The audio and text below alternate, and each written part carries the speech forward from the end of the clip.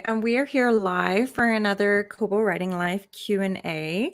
Thanks everyone for tuning in. And hi to Sue, who is our guest today. Let us know in the comments where you were tuning in from. I believe Casey says somebody met in South Carolina. I don't know if you're coming from South Carolina, but do let us know. Laura and I are in a kind of sunny Toronto. It's getting there, almost sunny being for summer. now. And Sue, you were just telling us that you're in Portland. Yes, and it's sunny here right now as well. Excellent. Have to start with the weather updates because I'm Irish and that's what we love to talk about. So. Oh, so we have somebody in Albuquerque, New Mexico. I was just there. Love New Mexico. Kingston, Ontario. Thanks for tuning in, and be sure to ask any questions that you want throughout the chat. We'll be talking to Sue, but we'll try and pull in the questions as we can as well. So yeah, and we wanted to get started today by just kind of introducing Sue Campbell, who has helped hundreds of authors from newbies to bestsellers transform their inhibitive mindsets around marketing and realizing their full potential as authors. Your clients have exponentially increased their email list and book sales and landed articles in prestigious publications such as the New York Times and done guest spots on podcasts and much, much more. So thanks, Sue, for joining us today. Thank you so much for having me. Talking to writers is one of my favorite things to do in the whole wide world. So it's very fun to be in front of your audience today. Hi, everyone. Awesome. So could you tell us a little bit about how you got into this? I know you're kind of like a book launch coach, but also a lot more than that. So could you tell us about what it is that you do and how you got your start in this? Sure. So I am a writer myself and an author. And when I was writing my book, I wasn't thinking much about marketing until I started to get pretty close to the end. And I was following at the time a podcast called StoryGrid to learn about the writing and to improve my craft, which was very important to me. And one of the hosts of the show was a book launch coach. And I was like, oh, that's interesting. Sounds boring, actually. Like, just kind of tuned it out. I was a freelance writer at the time. So I was writing for businesses. I was doing content marketing. I was writing for magazines. I was kind of living that like freelancing life. And then all of a sudden I had this pivot and I was like, oh, I can use all of these writing skills, content marketing skills when I'm marketing my book, but it's probably a little different. So I should start paying attention. So Tim Grahl, who was the book launch coach on the StoryGrid podcast, actually ran a cohort where he trained a bunch of coaches. And for some reason, it just hit me like a bolt of lightning. I'm like, oh, I could pivot from writing about banks and spectroscopy companies to using all of the same freelancing skills I've been doing to help authors instead. And how much more amazing would that be for me because of what I love to do? So that was really the turning point. I just had a really transferable skill set. And one of the things that became very apparent to me was that we had to address the writer's mindset about marketing in order for them to be successful. Because I can hand you a checklist of everything that you need to do to market your book. But if you don't have the willingness and the like proper emotional infrastructure to do it, it won't get done, right? And you'll have very unsatisfactory results. So that was really what I brought to it, was a lifelong love of mindset and emotional health and mental health. And like, how do I translate that for authors?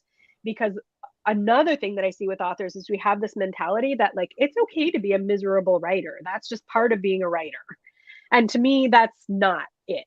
Like, you can have a happy, comfortable, stable life and be marketing. And actually, marketing and writing are huge personal development tools, right? You're going to grow so much as a person when you're putting yourself out there with what you write and in how you approach getting it, dispersed to who it needs to go to.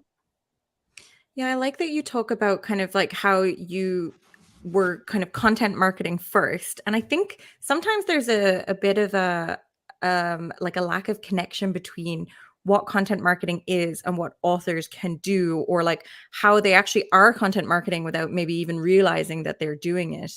So it's interesting that you sort of pivoted from doing that for someone else and then focusing on the author position. Yeah, and content marketing, it's I wish I didn't have to use the word marketing at all, because people bring their own worst examples to the word marketing. We've all experienced yucky marketing, right?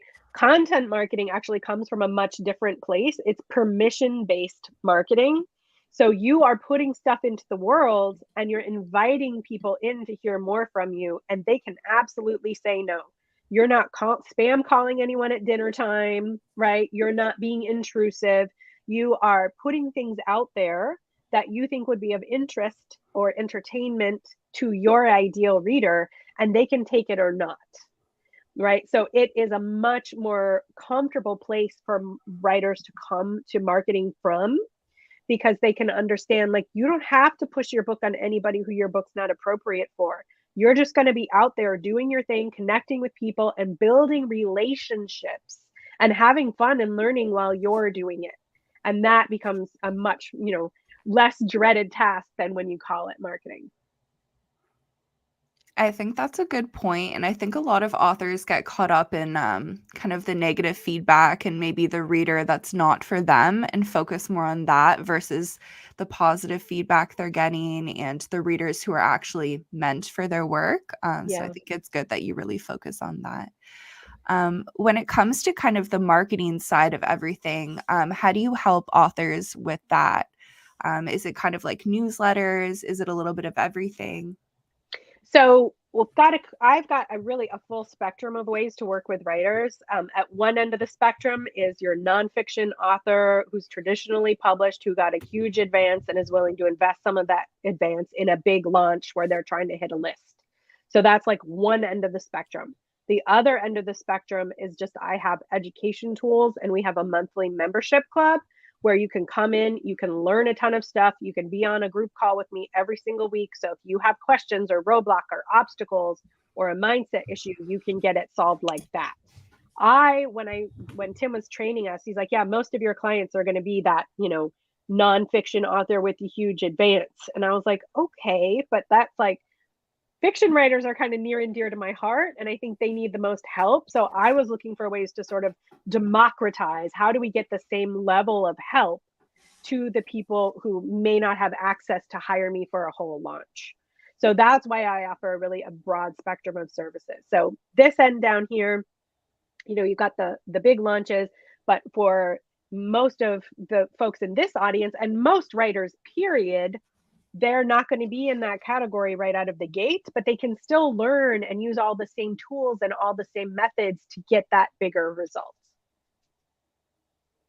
Laurie has a comment here saying that she's a content marketer and never thought of it as permission-based marketing before, but that's so true, and why she loves it so much. And she has thought of it as inviting marketing, like you're inviting the customer into your space. Yeah, I love that word too. That also, anything that fosters that sense of like connection and relationship.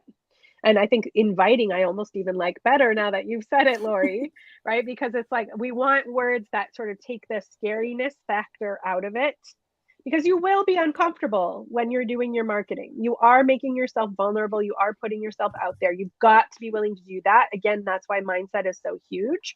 But if you focus on those parts that foster connection, even if you're an introvert, right? There are lots of ways to have connection on your own introverted terms, and a lot of writers are introverts.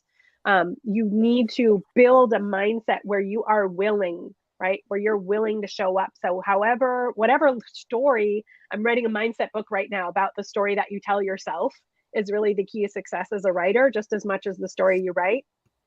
Whatever story you can tell yourself that will get you motivated is the story you need to work on and reinforce. Nice. And there's another great comment here from Jim that says, if there's any new writers, to pay attention to Miss Campbell, that he's been in the game for 12 years and that you got a solid rep. So showing you some love in the comments here. Thanks very much. So with that in mind, so if you were like a new author and we sort of wanted to get started in marketing their books, I kind of think that, writing and selling books, it ultimately does come down to having a good story. So, once you have your story figured out, it's getting them beyond that. So could you talk to us about how an author can use the story to find what you call like their ideal reader, and how Yeah. that helps with their marketing and their journey as an independent author? Yes. So I really believe that your ideal reader is foundational to building your marketing plan, and it's going to solve so many problems for you, right? When you have the mentality of everybody should read this book, you're going to have a really hard time figuring out how to market it, because there's no marketer in the world who can reach everybody, right? It's not a realistic expectation to set for yourself. There's even a statistic, like in 2018, there was a study done, and 24% of adults in the US hadn't even read one book in the entire year, right? So we need to knock those people off your list right away. But coming back to the story that you're telling, once you know what that story is, right? Sometimes we're discovery writers, and it may take a draft or two for us to really get our heads around the story that we're telling. But once you know that, then you're ready to start thinking about who is the ideal person to pick up this book. Who is the person who's going to lock themselves in the bathroom and hide from their family because they can't wait to finish your book and they're just ravenous for it, right? That's your ideal reader, is someone who's just going to be obsessed with the book, because that's the person who's going to start your word of mouth campaign for you. They're going to buy it as gifts. They're going to bring it to their book club. They're going to recommend it to all of their friends. They're going to talk about it on social media. The whole point of marketing is to ignite word of mouth, right? And that's why we have to write really good stories, because stories foster word of mouth. But if you write a really good story and you market it to the wrong people, that word of mouth is not going to get going, because that person is not going to resonate with your book. So how do you get really clear on who your ideal reader is? Sometimes it's you 5 years ago or 10 years ago. Sometimes it's you now. Sometimes it's someone in your life who kind of inspired you to write the book. Sometimes it is, if you're writing for a YA audience, you may say, oh, it's someone between the ages of, 13 and 20. That's a really broad category. That's still way too broad. How do you really bring it down, right? It's someone who is, 15 years old and is obsessed with the Chinese drama Untamed on Netflix, right? Who's like greedy for manga, right? That is a much clearer picture of an ideal reader than just saying anyone between the ages of 13 and 20, right? So I would really encourage people to think as if you're going to put your ideal reader into one of your novels, that is how specific I want you to be. Now, of course, more people are going to like it than that one honed in ideal reader. But when you have such a clear idea of who that person is, you're going to speak so personally and so directly to that kind of person. It's actually going to be really compelling to almost anyone who hears it, if they've got any sort of overlap with that ideal reader. So let me talk really quickly too about like that ideal reader. It helps you make decisions in your marketing, right? So and we can get to this too in a little bit, your number one goal is to build your email list as an author. If you're going to publish more than one book, you need to build your email list. So if that's your number one goal, you need to figure out, how do I get my ideal reader to sign up for my email list? Well, I can offer them this free thing if they sign up. Right? So what does that person want? What would they willingly, happily trade their email address for to get this thing? What do I write on my blog? What do I put in my newsletter? Pretend you're going out to coffee with your ideal reader. What would you talk about? What would they be fascinated by? What would they want to know? What problems do they have that you can solve?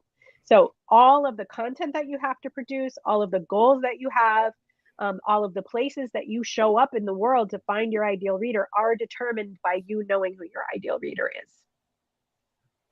Yeah, I think that's really great advice. We have, in fact, good advice. Thank you for this advice. I think it's really important to consider like the ideal reader in things that you might not think are marketing, especially for indies, with like picking your categories. That's Yes. something that we see a lot, where people will kind of just have a general category and then wonder how their book isn't getting found. So it's can sometimes get lost if you're in quite a large category, if it's just like sci-fi general, or even when you're writing your blurb, which is probably like the most key piece of marketing for your book, because you can't pick up a digital book and flip through it and see if you like it. So you really want to be making sure that your blurb is speaking to that ideal reader, even prior to that. But yeah, so is that something that you would help with, even on that side of it, before getting beyond like the post-release marketing? Absolutely. For the clients who contact me soon enough, I absolutely want to help look at the back cover blurb, the categories, all of the setup, right? You have to think in terms of the product, right? I think a lot of people too, like, they think about the product. They're like, oh, I need to write a good story. I need to have a really good cover. I need to have a great blurb, and then the book will take care of itself. Right. Right. And really, that is absolutely foundational, wonderful steps that need to be done really thoughtfully. And then you have to take these additional steps to get it into the hands of the ideal reader. But yeah, the sooner you start thinking about it, the more, you can tie all of this together in a really beautiful way from the get-go. Yeah, and Anna, Tim is the one who trained me in marketing, and she's talking about being relentlessly helpful. Yeah, and asking permission. Yes, I love that. Sorry, that just caught my eye in that comment. And being relentlessly helpful for that specific ideal reader, or for the influencers who have an audience full of that kind of ideal reader. So once they have like their ideal reader in mind, what's the next step to start building their mailing list? So prerequisites, you need to have a website. It does not have to be a huge website with tons of pages. You don't have to spend thousands and thousands of dollars. There are so many good website building tools now. Again, you want to build your website with that ideal reader in mind. What would be appealing to them? What would be eye-catching to them when they go see it? That will really help you if you know your ideal reader before you build your website. You need to have the forms, right? So you need to sign up for an email service provider. There are lots and lots of them out there. The ones that I really like for authors are MailerLite and ConvertKit, because I think they're pretty easy to use, and they have the kinds of features that we need. I don't actually recommend Substack, even though Substack's hot right now, because it doesn't have the kind of features that you would need to do a pre-launch campaign, for example, right? It's very basic. It's not built to be like a content marketing platform. So you need to have that. Those are just the foundational pieces. Website, email service provider. You can't just run it out of your own like Yahoo and Gmail, or have like a spreadsheet of people. That's a huge no-no for a lot of reasons. And then you need to have those forms hooked up on your website. I also really recommend that you have a reader magnet. It's also called like a sign-up incentive or sign-up bonus. There's a really gross term that you may have heard called bribe to subscribe, which is kind of gross, but it gives you an idea of what you're talking about here, right? You're offering something of value in exchange for their valuable email address that they are handing over. Those are the foundational things. Now, if that's all you do, you're going to see your email list grow very, very slowly, because basically what you've done is set up a digital spider web, and you're just waiting for people to stumble into the digital spider web and find you, right? So that's only a piece of the puzzle. Where the real magic happens is when you go out into the world and find the audiences that are already built, that have your ideal reader in them, and then you get in front of those audiences. So that's called outreach, right? You're not waiting. You're going to go to a party and you're going to invite people back over to your party, right? I also say, like, if you only have your website and your reader magnet and all that, it's like you're setting the table for a big brunch, but you haven't actually invited anyone to come over, right? You're just waiting in case like the mailman stops by or the Amazon delivery person, like, come on in, I've got the table waiting, right? We have to actually invite people over to brunch. Again, probably not the best analogy for introverts, so I apologize, but you get the idea. You've got to go out and do that outreach. There are lots of different ways to do outreach. You can go on podcasts, you can write guest articles, you can show up at actual conventions and live events, you can do promos with other authors where you're all list sharing together, right? The possibilities are really endless. But you've got to get started and start playing around, and again doing the research to figure out where your ideal reader is, and then how do you get in front of that audience. So once you've sort of started building your audience and you're trying to kind of engage them, is there, and I know this must vary by genre or, publication frequency, but is there a sweet spot in like how many emails you would send? I'm sure you don't want to just be sending when you have a new book out. You kind of want to, like you said earlier, like have that conversation with your reader. But do you have any like pieces of advice on kind of like frequency of outreach? Yes. So that's a great question. So one of the things you said is like, you don't want to just send it when you have a new book out. I think a lot of writers do think that, like, I'm building an email list so that once I have a book out, I can just send an email and everybody can hop on. The problem with that is it's kind of like the friend you have who only calls you when he's moving and he needs to borrow your truck, right? Like, hey, everybody, it's time to buy my book. You haven't heard from me in 2 years. You don't remember who I am, but I need you to buy my book now, right? We're building relationships. So I don't want you to burn yourself out, especially when you first start growing your list. I don't want you to be emailing every single week and creating content every single week, because you're going to feel like you're putting out way more energy than you have for your audience. So you'll get kind of demoralized pretty quickly. I recommend at least once per month, because that way, you're very unlikely to annoy people with that volume. And I'll talk about, don't be worried about annoying people anyway, and it's not going to burn you out. You can come up with content once a month. It keeps you in the habit. That person is less likely to forget that you exist or that they even signed up for anything. So they're less likely to unsubscribe or mark you as spam. So once a month is great. Twice a month is even better. If you are a series author or you're doing something like, 20 books to 50K, or you're high volume, you may want to think about once a week. If you're coming up on your book launch, you don't just want to send one email the month that your book comes out, right? As you approach your pub date, you want to have a campaign starting back about 6 weeks where you're really building interest. So your frequency is going to really increase in the run up to your pub date. Other than that, again, it's kind of feeling out and trying things on. A lot of people are terrified to email their list because every time they email, people unsubscribe, right? It's a normal part of the process for people to unsubscribe. And you actually want that, right? This is permission-based marketing. So someone thinks, yes, I want to hear from you. And then for whatever reason, it's not the fit that they thought it was, right? You want those people to unsubscribe. And the way you can stop fixating on it is just getting out there and getting more people on the list than the people who are deciding to leave. Yeah, exactly. It can be scary to have the unsubscribe, but you want to have like a clean list, for lack of a better term, for like, you want to make sure that the people that you're emailing want to hear from you.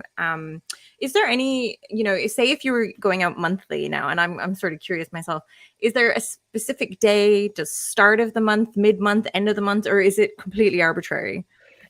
I would rather tell you that it's completely arbitrary so that you don't get hung up trying to pick the perfect day, right? So, but that said, maybe your ideal reader has a day where they're more likely to read it than other days, right? So someone who is working full time in the corporate world, you probably don't want to send that out on Monday morning because they're going to be really busy catching up from the weekend and digging out, and there's going to be a ton of emails waiting for them, right? So if that's your ideal reader, maybe you want to send it Tuesday afternoon, right? If your ideal reader is a college student, they might have a different time when they're more likely to be processing emails, right? If you're only sending it once a month, don't send it, when finals week would be, right? You're going to have to do a little research. I don't know much about college students at this point right now, but so again, think about your ideal reader and when would they be most likely. But the most important thing is just to pick a date and commit and keep doing it.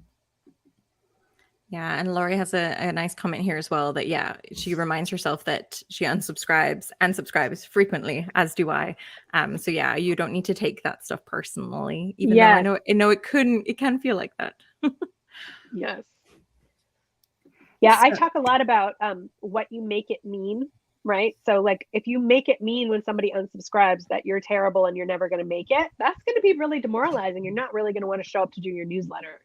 You know, when someone unsubscribes from I just tell myself a completely made up story about it that just makes me feel better, which is like, oh, you know, they got demoralized and they gave up on writing. So every time they get an email from me, it makes them feel bad. So they want to unsubscribe so they can feel better. Right. And I'm just like, then everybody wins. It's not about me and being annoying and my emails are terrible. It's like, they can't do that right now because they're caretaking for someone and they're going to come back to it.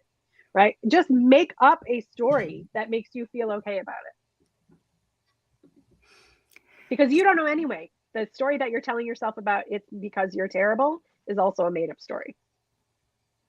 That loops us quite well into kind of pivoting to chat about the mindset, because that's all about your mindset around the newsletters. Laura, do you want to ask? Sure. So can you tell us a little bit about what the book marketing mindset is and how does an author kind of leverage this?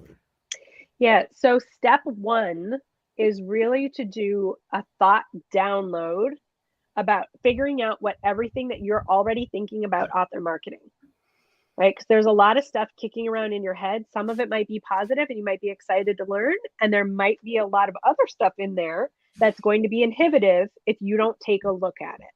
So the first step is to do a thought download. So tell me in the chat right now, like when you think about book marketing, what are the first things that come to the top of your head?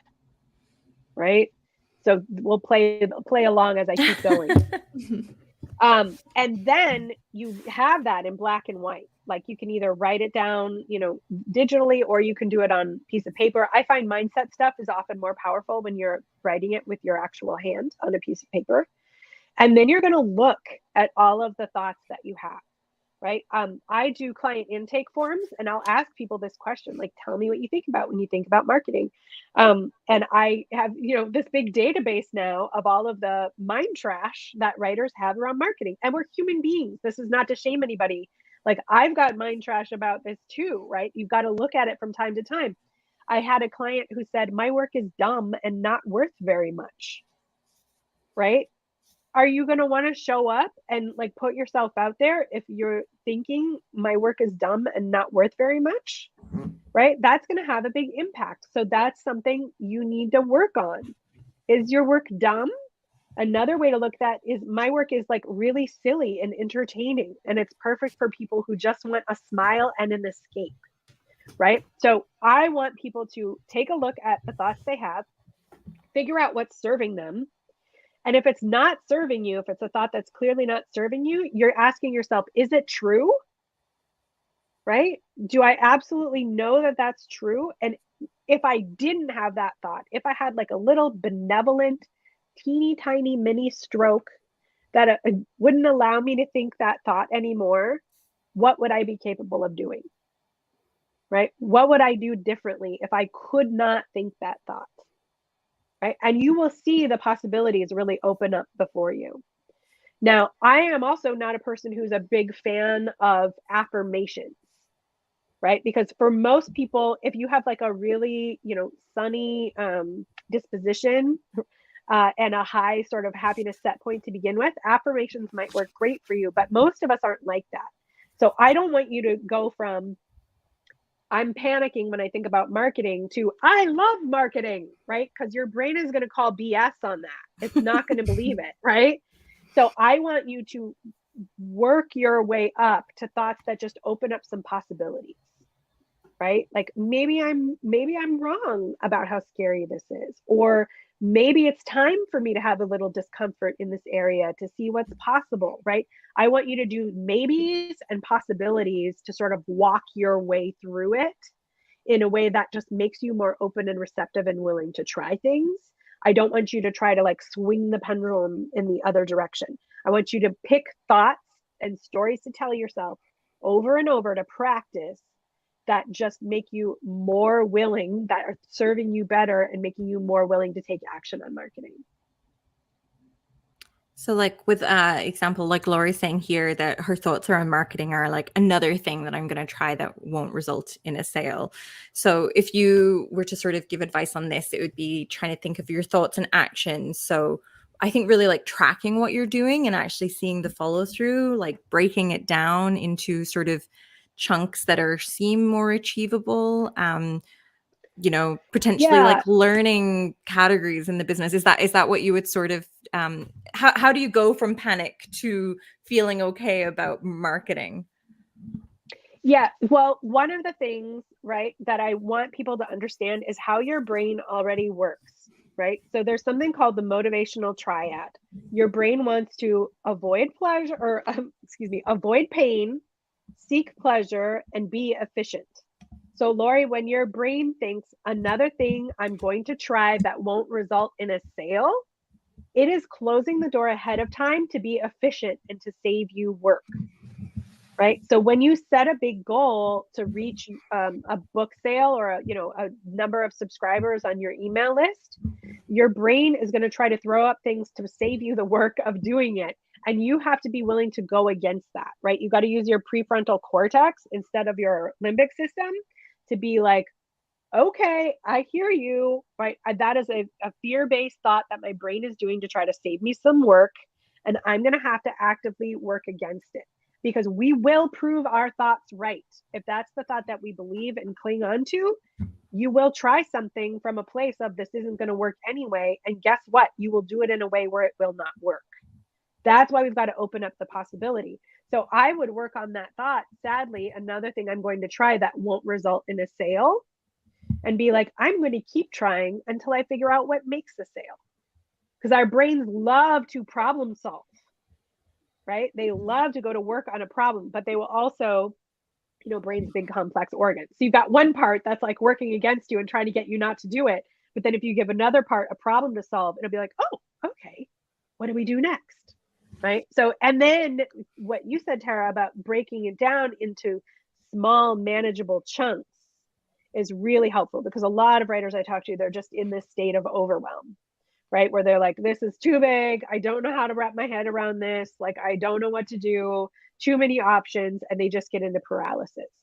So you're just taking the very next step that's going to lead to forward progress and trying to identify that. Excellent. Lots of good comments here. I think it's resonating well with the authors that are tuning in. Yes. I like Jim's comment, take action. I agree. Here's an old school bromide from the 60s. Action cures fear. Yes, but we can't necessarily jump to action from a demoralized place. So the reason, Jim, that works is because of the thought, action cures fear. Because your thoughts actually generate emotions, and then your emotions are what cause you to take action. Right. And there's like a whole model that I teach about this in mindset in particular. But it's so interesting because, yes, a lot of people are like, I can't take action because I'm paralyzed. So we have to get to the thought that actually enables you to take action. And one of those is like thinking like, oh, if I take action, I will start to feel better. I'll start to see it's possible and blah, blah. But the thought always comes first. Yeah, and Casey's saying as well, it's the same mindset that they've adopted for querying. Like another rejection letter means like one less agent who wasn't right for you. Exactly. Yeah. I think it's a really positive way to look at things. Yes. Yeah. And that reframing in a way that you can still believe when that keeps you going. Yeah. So let's talk about new releases for a second. So what are your tips about marketing a book? So if you are a brand new author, I know this is quite a large question actually. Mm-hmm. So if you're a brand new author and it's your first book, how is this marketing different to say if you've written a series and you're trying to push book 10 in a series to kind of revitalize this? I know some tactics might be the same, but what would you say are sort of your top tips for both categories of author here? Sure. So let's take the newbies first. So getting your ideal reader together, right? And it's going to evolve over time. You're not going to get it perfect your first time out of the gate, but figuring out who you think your ideal reader is and then starting to test that. Making sure you're building your email list as early as you can, right? A lot of writers are like, I'm not even going to think about marketing until my book comes out. That's fine. It's not my preference. It's not my recommendation. You can do that and still be successful, but you can't have an unrealistic expectation out of the gate that I'm going to sell a bunch of books by magic right? Even though I haven't done any marketing. So your pub date, if that's when you're going to start marketing, you have to understand that it's going to take you a while to actually build up and then actually see some sales. So choosing the timing of when you're starting marketing as early as you can possibly stand to do it is really, really helpful. Building that email list, especially if you're just starting out, because you've got many books ahead of you into the future. So if you're building your audience now, you will have an audience ready and waiting for each and every book that you release from now to the end of your career, right? So really focusing, like, the book sales of this one individual book are not as important to me as getting someone on my list so that I can offer them this book multiple times, and then all of my other books in the future as well. So sometimes you're actually giving up the sale today in hopes of having more sales in the future. And that's a good long-term bet, right? Thinking in terms of the long game for new authors is really, really important too. Having a plan when you're starting to feel demoralized, right? Because you're going to have those little bumps in the road where you're like, oh, what am I doing? Is this worth it? Should I keep going? And the answer is always yes, because when we give up our creativity and we give up our dreams, it kind of blows up your life a little bit, to be honest, right? When you give up your creativity, you're going to have problems in your relationships. You're going to maybe have problems with your own emotional space, right? You've got to think in terms of, I'm committing to this for the long term because this is what I'm supposed to do in the world, right? And I really believe that for almost all authors, anyone who's ever like had the impulse to write a book, that's what you're supposed to be doing. So I know this isn't super tactical, but it's like, you're building the email list and you're doing the outreach. Those are the key things. You going out into the world where your ideal reader is, any way you can get it, and then inviting them back over to the email list is your number one job. That's rinse and repeat. Rinse and repeat. I'm going to go in front of an audience, invite them back over to my email list. And you're not going to say, come and join my email list, because nobody cares. Nobody wants to join our email list. Right? You don't want to join my email list, but if I'm on your email list, Sue. I'm already on it. Don't worry. But if I say, hey, I've got a free mindset course for you on my email list, then you'll be like, oh. If I say, oh, I've got a free resource for you on how to start a writing critique group that actually works, then you're going to do it. So you're advertising your reader magnet as a way to get that person to come on over and join your email list. And then you're going to do it again, and you're going to do it again, and you're going to do it again. And that's really for advice for both sides. Mm-hmm. For the second author who maybe has a series and is, 3 or 4 books into the series, it's really a strategy of constantly bringing in new people to book one, and bringing people to your list, getting them on book one, and then for the people who are already in your audience, getting that sell through on the whole series. Right? So you're nurturing kind of 2 segments of your audience at the same time, the new people who are coming in, and then the people who've been with you for a while, but are, not all the way through the series. Nice. We have some questions here about kind of like, how do you put an email list together? Do you need the reader's permission? Absolutely, I would say is the answer to that. Do you have any advice on this, making sure, because I know there's like geo-specific privacy laws. Europe is a lot stricter, or not stricter, like the laws are a little different there than they are in Canada. Yes. So in the US, we have the CAN-SPAM Act. I think Canada has its own version of, like, it's basically consumer protection laws, their privacy laws. And then in Europe, it's the GDPR. They all are fundamentally the same thing in that it's permission-based marketing. So someone needs to give you permission explicitly to put them on your email list, and you need to be very transparent about what they are actually signing up for. So the easiest way to do this is to sign up for an email service provider, because there are a lot of compliance things that are already built in, right? So if you go to a MailerLite or a MailChimp or a ConvertKit or whatever, they're going to give you the, setup where you can do a double opt-in, where someone says, yes, I want to sign up for your list. And you send them an email that says, are you sure? Right? And they confirm it. So that's one step. So yes, you absolutely need to have permission. You can have verbal permission or email permission, but the easiest way at scale to get permission is to have a form on your website where they're opting in, and your form needs to clearly state you're going to get this free thing, whatever it is, and you will join my email list where I'll send you periodic marketing messages and rah, rah, rah, all the things you're going to send. And you can have fun with that language too, right? You don't need to use the dry legal language of it. You can be like, I'm going to send you so much cool shit you may or may not want to buy, right? Oh, sorry. I should have checked if we can swear on this. We swear a lot inside my group. You're fine. So you want to have those tools in place, and you want to at least be reading some articles. Almost all email service providers in their help menu will address for you how to meet those privacy criteria. Don't get overwhelmed by it. Don't freak out and let it stop you. It's really easy to stay in compliance if you're just coming from a really ethical place and you read a couple of articles about how to stay within the letter and spirit of those laws. Yeah, so I would say, Ezra, I would probably research some of the email providers that Sue's been talking about, and also look at the emails that you're subscribing to and see how they're asking, because permission, it doesn't need to be as formal as you declare that you have signed up for this thing. It can just be kind of like, hey, do you want to like get an email from me occasionally? And then that's enough permission. Right. But the form itself is usually the permission. They're filling it out and then they're confirming that, yes, they want to be on it. And I just wanted to mention too, this video will be available for people to rewatch. So if you want to go back and take notes later, you guys can do that as well. Yeah, there's a lot. There's a lot in here. One of the questions I wanted to touch on from the comments was Helen was asking, how are some ways to get influencers to get your book, my book? So is there anything that you recommend if someone's looking to do that?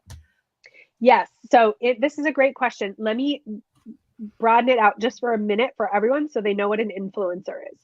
So, because there's some confusion around this term. We just think of like young people on Instagram doing makeup tutorials, right? Like an influencer is actually anyone who's a gatekeeper for an audience.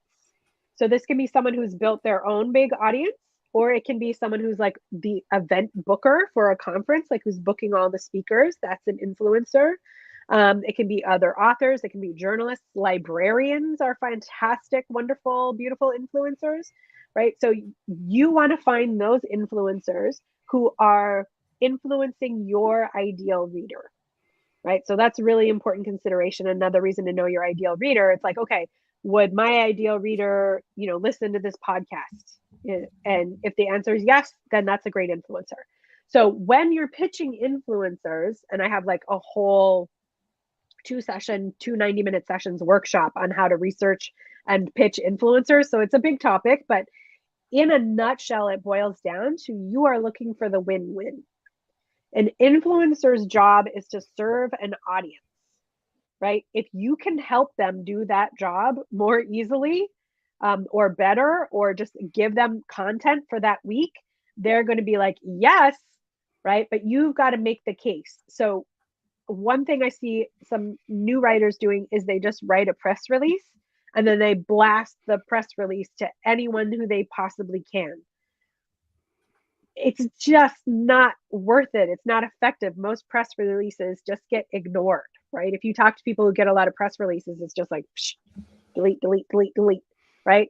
You want to write a customized pitch where you are letting that influencer know that you actually know who they are and the type of audience they serve. I had 2 pitches yesterday in my email box to write for my blog that were so ridiculously off base, right? So you need to know who that influencer is, how they serve their audience, and then you need to make a case for how you can help them serve that audience. So it's not, hey, can I come on your podcast so I can talk about my book? It's, hey, I noticed you had a fantastic conversation with Henry and you guys talked about, travel to Paris. And I can give you some tips on some of the outlying areas of Paris that would really add to the conversation. I'm just making up stuff off the top of my head, but you're finding something adjacent or a way to go deeper or something that's complementary, right? You're researching that influencer and you are demonstrating, here's how I can either come on and entertain your audience or inform them in a way that's going to be really beneficial for them because they want to serve their audience. So you're always looking for that win-win. Yes, it takes more time to pitch that way, but it is far, far, far more fruitful. I feel like there's like a level of authenticity that comes with that I think readers won't really respond to something that is so blatantly like an ad. I guess it goes back to what we were saying about content marketing and that kind of permission marketing and just making it more of a conversation. And you want to take this in mind when you're also trying to influence the influencers. Yeah. Yes, 100%. Yeah, you want it to be that the influencer actually likes your product or your book in this case and wants to talk about it, and then there's a higher chance of them maybe looking at your work in the future or just organically talking about it again. Yes, and when you send the pitch, you're not necessarily just getting them to read the book, right? You always want to offer that, but you want to have an ask that is like specifically serving their audience and say, I'd be happy to send you a copy of the book. Just let me know, right? The other thing is that if you possibly can, and I break this down into 7 steps of outreach, which we don't have time to go into today, but one of the steps is building a relationship with that influencer before you pitch. Can you send a cold pitch that works? Absolutely. Is it better to build up that relationship at least a little bit before you make a pitch? Absolutely. And that can just be interacting on social media, leaving a review for their podcast or for their book, right? Where like this is a reciprocal relationship. You're not just trying to take, you're like, how do we make all the boats rise in this situation?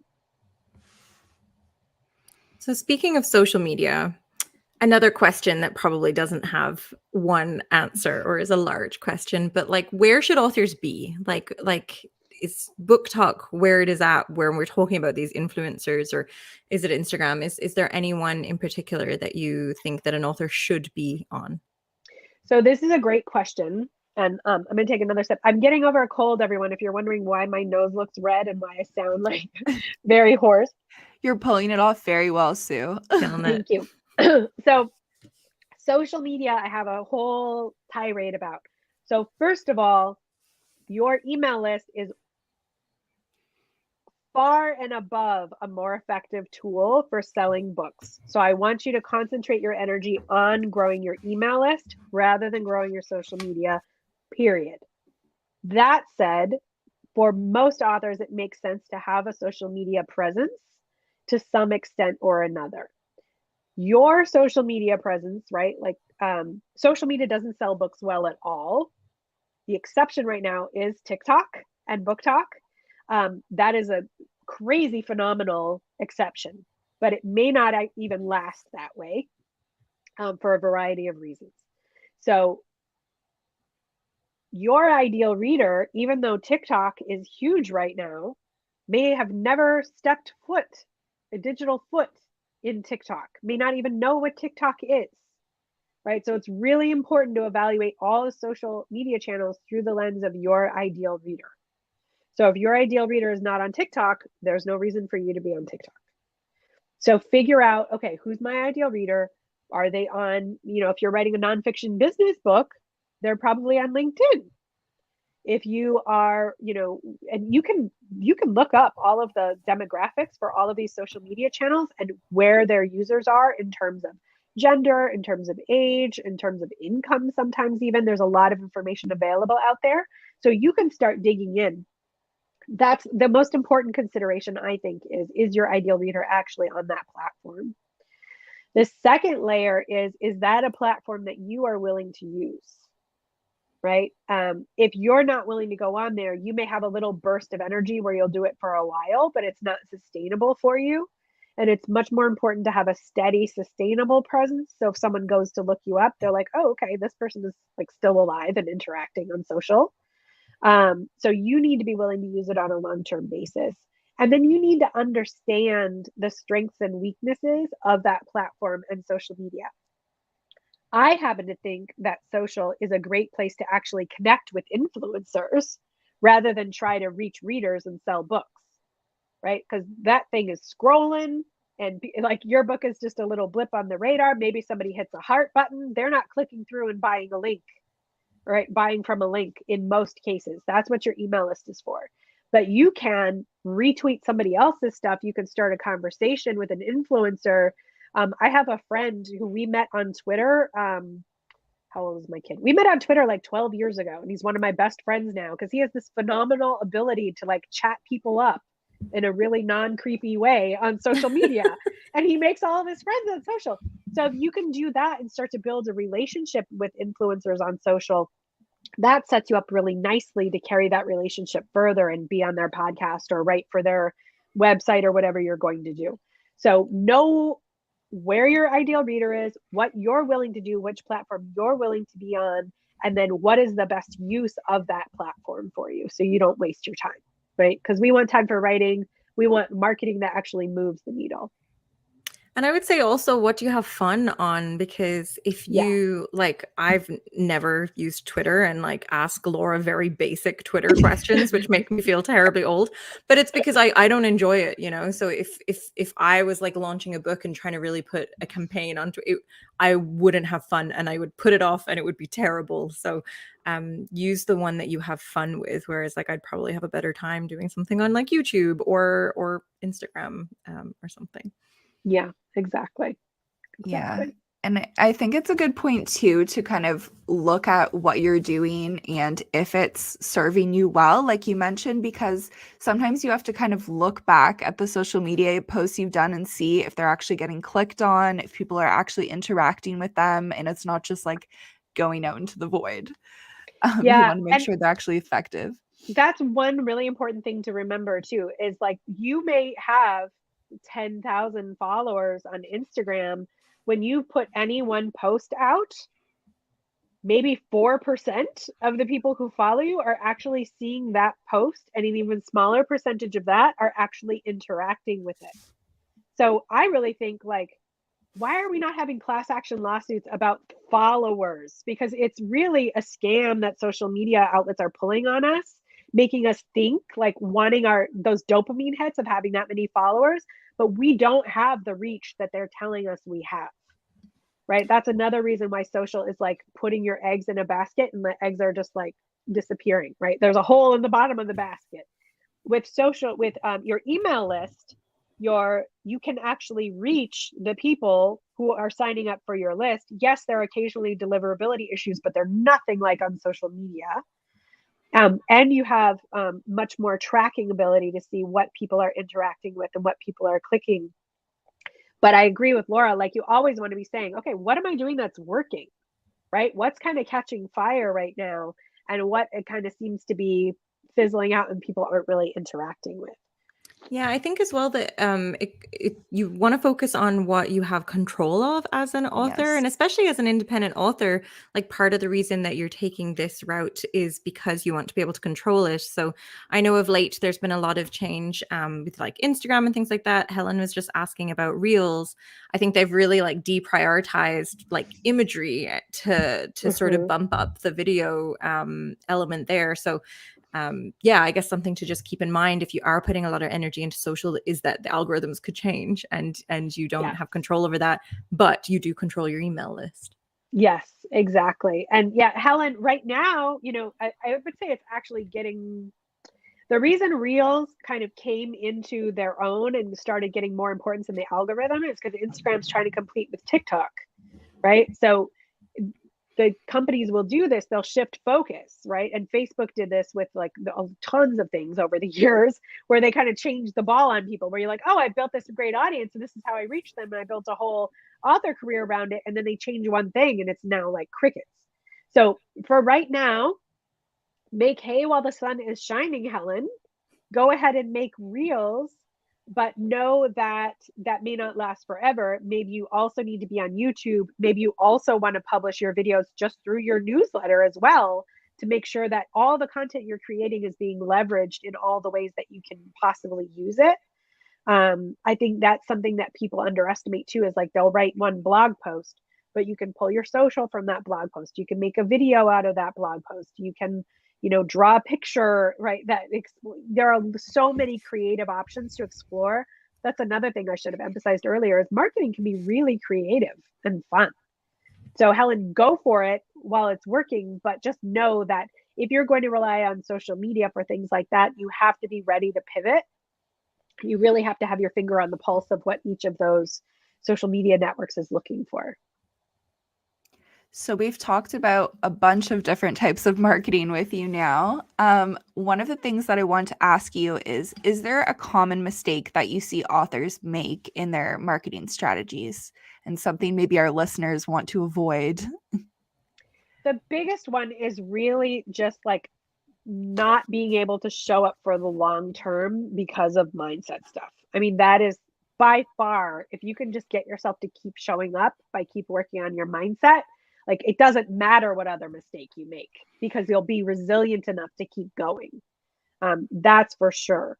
Of course, you all want like practical ideas too. One thing I see is authors will be trying to do too much with the same audience, right? So, and it's confusing. So you're talking maybe about your fiction book, but you also have, a side project, or you also work for a nonprofit, or you have like, you want to make sure that everything that you're doing and you're presenting to your audience through your author website and through your author social media, it doesn't have to be like perfectly focused, right? Like you're some corporation and you're totally on message. You can be a person and show up, but try to have that thematic tie and build that through line for people so they understand what you're about. Because when people get confused, they just stop paying attention or they click away. So I see a lot like, I'm a musician and I'm a poet and I'm a novelist and I'm you're an amazing creative person. If you want traction in any one of those, you're going to have to figure out a strategy where you can hone that attention for that specific thing. So that's another thing I see. The other thing I see is people too focused on book sales and not focused on building their email list. Right. And then therefore, every time you release a book, you're starting from scratch on building an audience because you have no way to reach the people who enjoyed the last book. I feel like that's the main message of this chat is really focus on your email list. Yep. Yep.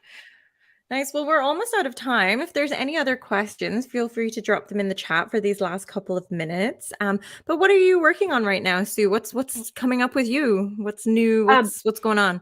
I'm super excited. I'm going to be doing a summit for Pro Writing Aid in June, 2-day summit. And then I have a program called Goal Getter School, which I'm ridiculously proud of. And I take a small group of writers and you pick a writing goal or you pick a marketing goal. And we have 3 months to work on it together. So I build you a custom project plan, and I mean custom. Like, what are your obstacles? What are the ways you like to work? Like setting you up for success. And then we have group calls and private coaching on alternating weeks where I'm giving you all the mindset tools you need and the accountability check-ins to hit those goals. So I have people who have been trying to finish a book for 5 years, and in 3 months in Goal Getter School, they've completed their latest draft. Wow. Right? Or it's just phenomenal what writers have been able to do when they commit and show up. I'm going to be running that again in September. So if you jump on my email list now, you'll be hearing more about that and just getting a ton of goal setting tips, even if you don't join the club, because I'm going to be talking a lot about goals this summer. Definitely join my email list. I do have a free mindset course for you. I will be launching a author platform quick start course in June. We do have a ton of free resources for writers. We have 2 brilliant developmental editors who I work with. So we want you to think about your career holistically. That's why we're called Pages and Platforms. And we have all the resources to help you get there as well. And are you writing too while you're doing all of this? I'm writing, yeah. So I'm working on a mindset book right now that is kind of like hand in glove with Goal Getter School. So all the things that I'm teaching in Goal Getter School, I want to be able to put that in a book form. So I'm working on that, and I'm kind of like using the real case studies and crafting and honing things in either direction. So the book informs the course and the course informs the book. Nice. Awesome. You guys are so good with the links. Terrence is killing it with the links. Terrence He's doing a on great it. job. Yeah. Thank you, Karen. You're fantastic. Awesome. Well, thanks so much, Sue. This has been really wonderful. Thanks for the engagement and the questions too to everyone tuning in. And if you been have any lovely. questions after the fact, maybe you're watching this at another time, we can get to those as well. If you email writinglife@kobo.com, we can try our best to answer. And Sue, thank you. This has been so wonderful. We really appreciate you taking the time with us today. Thank you so much for having me. It was delightful. You're all wonderful. Thank you. Bye. We'll see you next month with Bye. another edition. Thanks as well, Laura, for helping. I feel like I just talked so much. So sorry, No, Laura. you're totally fine. We got lots of good questions in. All right. Well, thanks, guys. We'll see you next month. Thanks, everyone. Bye-bye. Bye.